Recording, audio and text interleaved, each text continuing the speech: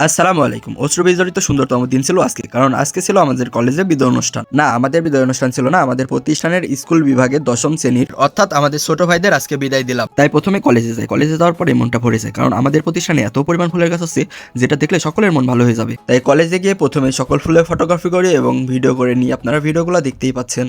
এরপরে আমরা বন্ধুরা মিলে সকলেই কলেজের ভিতরে ঢুকি এবং কলেজের ভিতরে ঢোকার পরে দেখতে পাচ্ছি আমাদের জন্য অলরেডি জায়গা প্রস্তুত করে ফেলছে। আমরা তখন গিয়ে সবাই বসে পড়ি, যদিও আমি একটু পিছনের দিকে বসছিলাম। আর আমরা বাসা কিছুক্ষণ পরেই মূল অনুষ্ঠান শুরু হয়ে যায়, যদিও আমাদের বন্ধু কোরআন তেলাওয়াত দিয়ে মূল অনুষ্ঠান শুরু করে।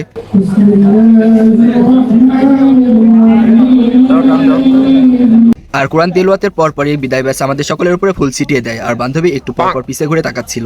এরপরে আমাদের যারা বিদায় নেবে তারা কিছু বক্তব্য রাখে এবং এরপরে অত্র প্রতিষ্ঠানের শিক্ষক, অতিথিবিন্দু ও প্রধান শিক্ষক কিছু গুরুত্বপূর্ণ বক্তব্য রেখে আজকের অনুষ্ঠানের মূল পর্ব শেষ করে দেয়। মূল অনুষ্ঠানের পরে প্রতিষ্ঠানের সকল ছাত্রছাত্রীদের জন্য খাওয়া দাওয়ার ব্যবস্থা করে আমাদের শিক্ষকরা। আর এদিকে খেতে বসে আমার বন্ধু আমার পাশে বসেই যেন কবজি ডুবিয়ে খাওয়া শুরু করে দিছে।